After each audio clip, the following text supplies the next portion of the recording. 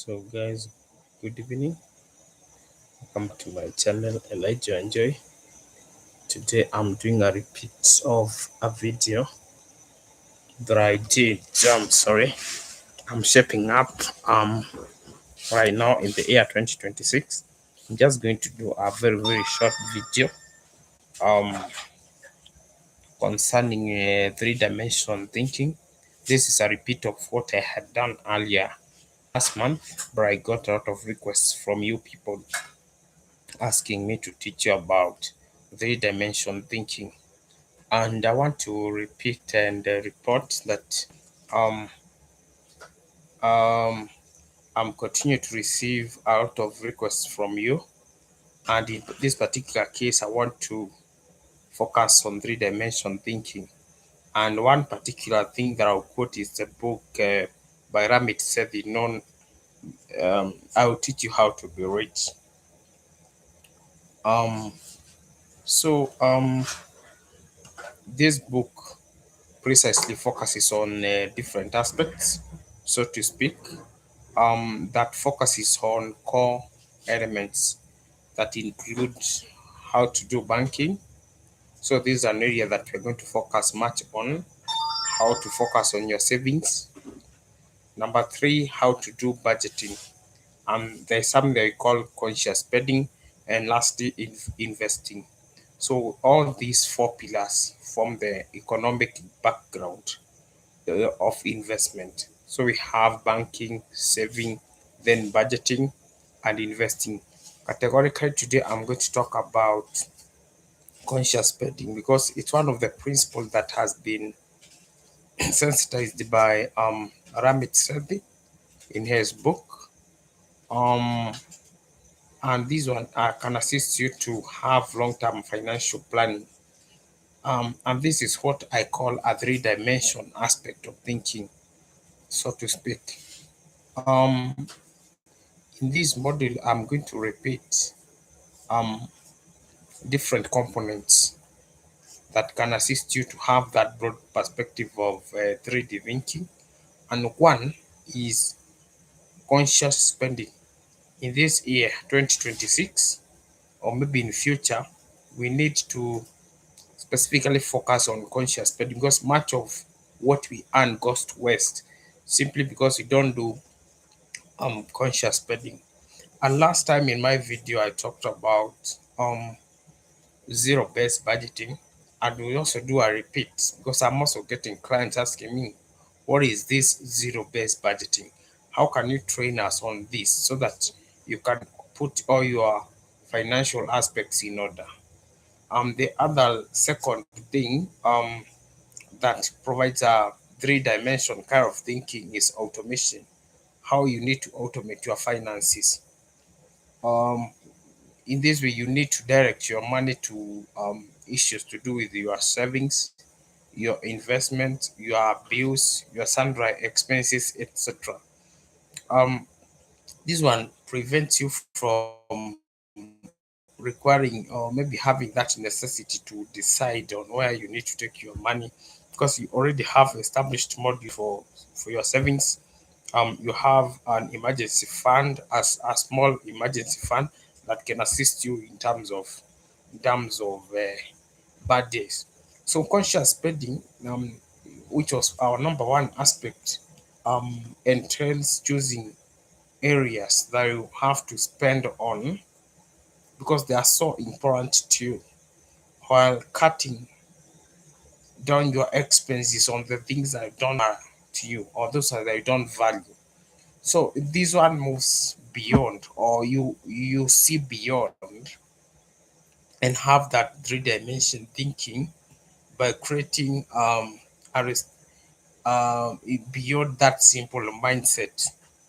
You provide a restrictive budget that you can intentionally plan to allow you to spend on different important things.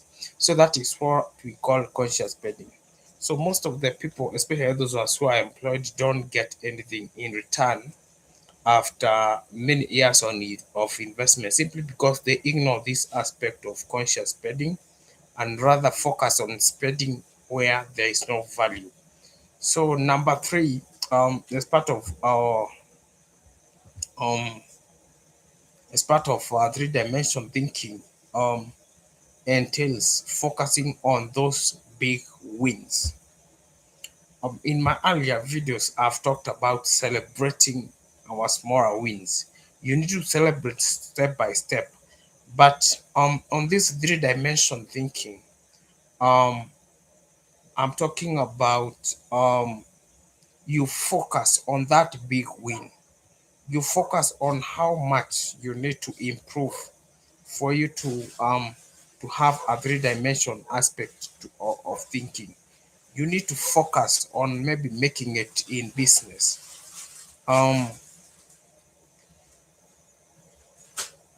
so that one is very critical, because instead of struggling or maybe stressing out on small issues like expenses, sundry expenses, you focus and put your energy on high impact financial decisions, maybe negotiating your salary, investing in short term goals, maybe in stocks, something of that sort. um Lowering your major bills. If you have bills that are costly to you, you can optimize on those bills to make sure that you can channel the extra amount of money to your savings, and also optimize on your investment strategies. So the implication is that focusing on these big wins provides you with a much higher or much bigger return on your efforts. Um, the fourth aspect of three-dimension thinking is living your rich life. So once I talk about living your rich life, I don't talk about living in luxury or such kind of life, but I'm talking about aligning your personal goals and values by utilizing your finances or money to achieve freedom and fulfillment. In fact, this is the actual goal that you have in mind once you want to invest or maybe focus on something.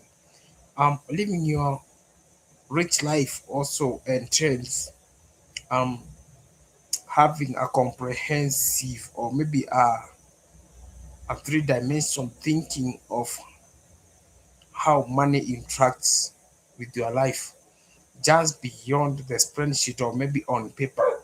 How do you utilize your money to the fullest? So that is one. Those are the core aspects of three-dimension thinking.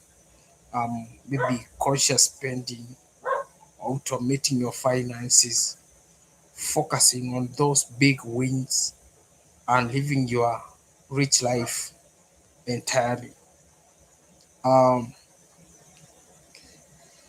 so all this is discussed by Ramit Sethi in his book, um, Provide a Leveled Framework, that describe how you can relate with your finances. You need to create a bonding relationship so that you can know this is where I need to invest. This is where I need to put my finances in order. This is where I need to channel my savings. And this is where I need to capitalize on so that I can increase on my savings. So we don't see 3D thinking or the three-dimension thinking as a singular or approach. Rather, you I'm referring to different types of behavior through frequencies in defining different aspects of wealth and various dimensions of spending. From that basic restrictive mindset to a more sophisticated holistic approach towards making savings, towards increasing on investments, and towards having that conscious spending habits. Um, and as I talk about this, I feel that it's also good if I outline um, maybe how you can utilize money based on your spending and value. And firstly, you can use your money for your basic needs, maybe for survival, for rent, groceries, and maybe paying your sundry bills. You can also choose number two to improve on your efficiency by maybe automating your bills in a way that you don't have to recall that you need to spend on maybe paying for your electricity or water. And by so doing, you avoid unnecessary charges or fees, um, which can adversely affect your profitability in the long run. So the other aspect, which is the final one, is experiential or value based.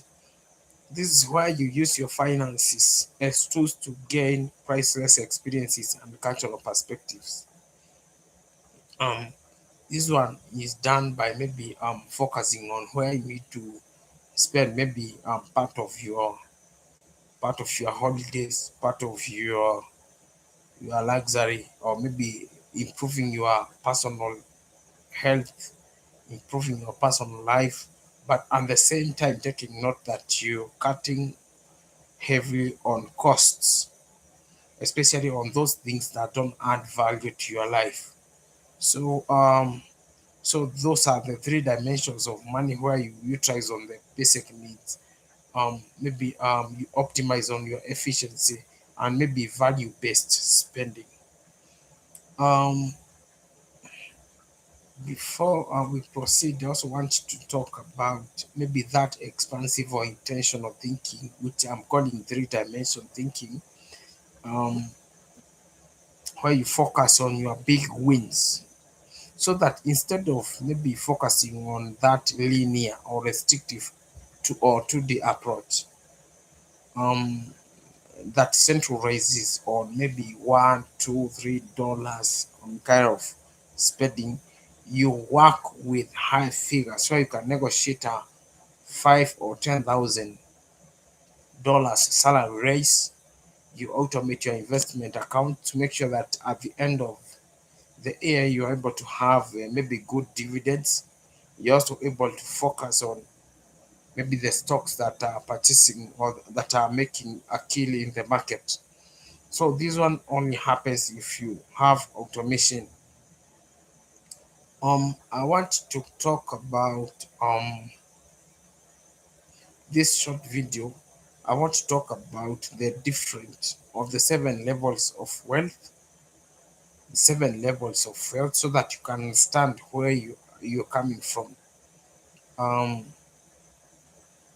so one, we talked about having or maybe fulfilling our basic needs towards when we reach a level that we have to live a legacy. One, the first level of wealth is the survival mode where you live from paycheck to paycheck. And in this year 2026, or maybe in the future years, you need to start taking action right now.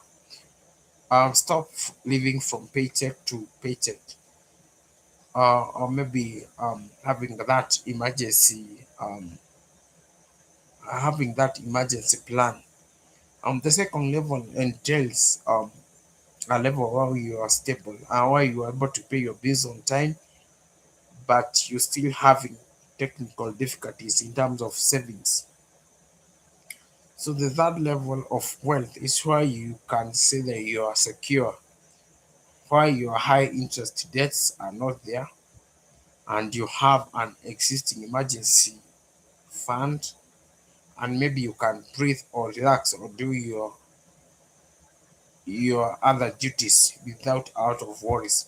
So the fourth level of wealth is where you talk about growth in a way that um your paycheck or maybe your investments are able to is able to help you compound in a significant manner, so that you don't have to think about bills, don't have to think about sundry expenses, but rather you're in a level where you can talk about strategies. You're able to grow, you're able to grow maybe from your stocks, from your shares. So the fifth level of wealth is where we have freedom or where we have independence, where work is optional. You don't have to work for you to get something at the end of the day. You don't have to work for you to get a salary at the end of the month. But in this Fifth level, you have passive income from your investment, and this one can cover maybe your basic lifestyle without having to work using your own hands. So the sixth level is where you have the freedom and you have the abundance, where you can spend significantly or maybe extravagantly on several items, and you can also work with your other colleagues or professionals to manage your wealth without having to worry about your bills, about your lifestyle, about tomorrow, or maybe your future, because you have abundance. So, and the last level is where you have a legacy. This is where most of the top notch thinkers and maybe most of the investors are, where you have a lot of wealth, and you become philanthropic in a way that you have left or you have an existing legacy. You can do your estate planning and provide a long lasting impact to your other generations. So those are the several levels of wealth, but today we just wanted to focus much on conscious spending, where you need to focus much on the bills that you want to pay. You also need to focus on what comes out of your pocket. You need to focus on, how do I spend my bills? How do I channel my savings? How do I maybe work on my investments, so to speak? And by this, you also need to have a merciless impact on saving so that you can live your rich life. You need to focus on that big win. You also need to focus on automating your debts, and by so doing, you are able to reach the highest level that you can in the seven levels of wealth. You also today I'm also going to sensitize on banking, which is one of the pillars of personal finances. Um, Focusing more and more on savings, but at the same time, budgeting the right way and maybe in making investments. So thank you guys. We are going to have more and more topics about finance, savings, and investment, and also conscious spending. I'm just going to give a just gave a facelift of these four pillars of managing personal finance. Um, in our last video, we had issues with editing. That is why, but I'm going to drop the bombshell. So today